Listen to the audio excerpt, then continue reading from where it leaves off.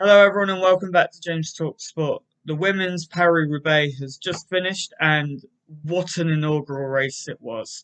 Um, let's take you through the action and share with you my thoughts on the women's Paris Roubaix. So, we'll start with the one downside of it was that the coverage from ASO or the organisers wasn't great. You'd expect at the very least, if they're not going to show it all live, that they'd show from the first sector, but it took until 52k to go for certainly the British media to get it. So I think hopefully for April that'll be sorted, and you'll see it from hopefully the whole race, but at the very least you need to have the first sector of the course. Anyway, now my moans are over, let's take a look at what we did see. And we heard very early on that Lizzie had attacked from the first sector. In fact, the first metre, pretty much, of cobbles.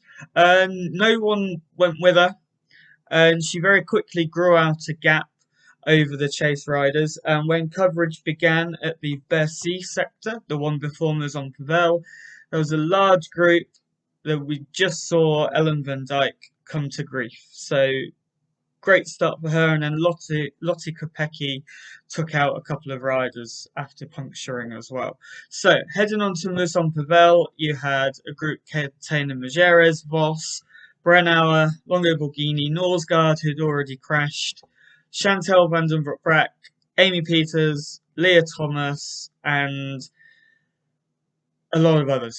On Maison-Pavel, you saw the carnage of Roubaix begin. That sector's always nice and muddy.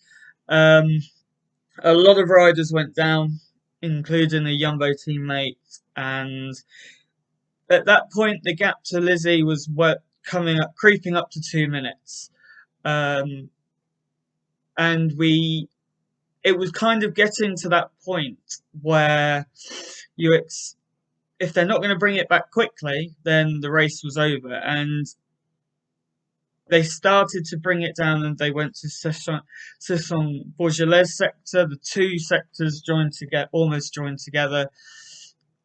But they had to bring it down to at least a minute at the end of Carrefour de l'Arbre to have any chance of winning.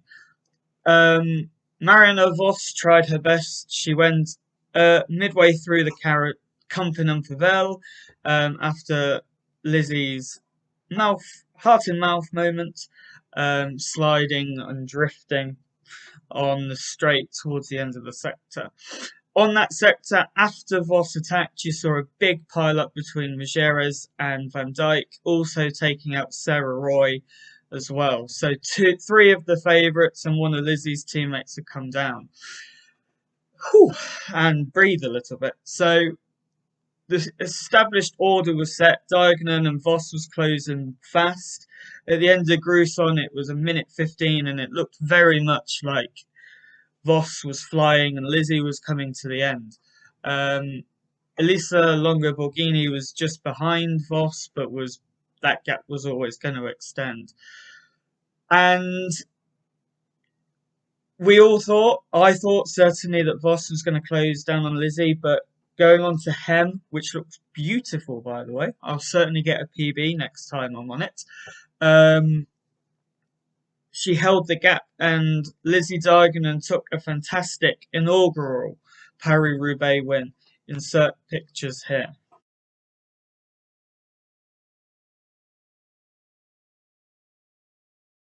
So yeah, as you see, not as muddy, which is a surprise given how wet it was.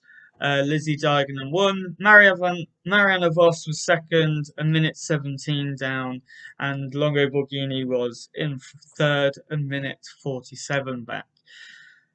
Some good rides as well from Leah Thomas, 3:03 back, and Emma Norsgaard, 2:10 back.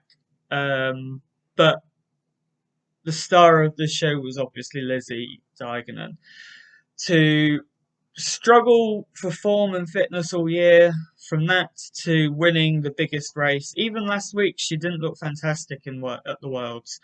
To win Roubaix is what a way to effectively cap off her career. She's won the Worlds, Flanders, Liège, and now the first Roubaix. All she needs is Italy to come together and put a Sanremo and Lombardia, and she'll complete the set. Please, Italians. Thank you very much for watching, and I'll see you next time on James Talks Sport.